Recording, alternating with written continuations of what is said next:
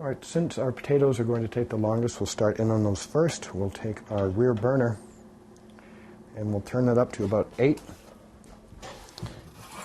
And then we'll fill our pan about halfway full with water.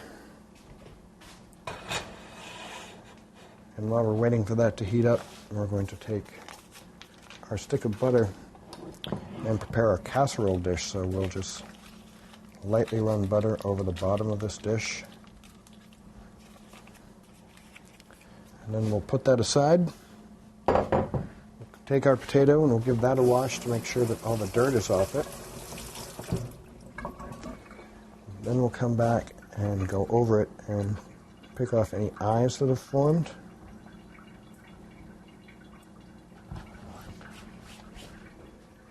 We'll discard those and then we'll peel our potato. And the reason why we're peeling this instead of leaving the skin on is because we're going to be adding some oregano to this, and with that brown skin, after we mash the potato, we will not be able to see the flecks of oregano in there, and we do want to have that.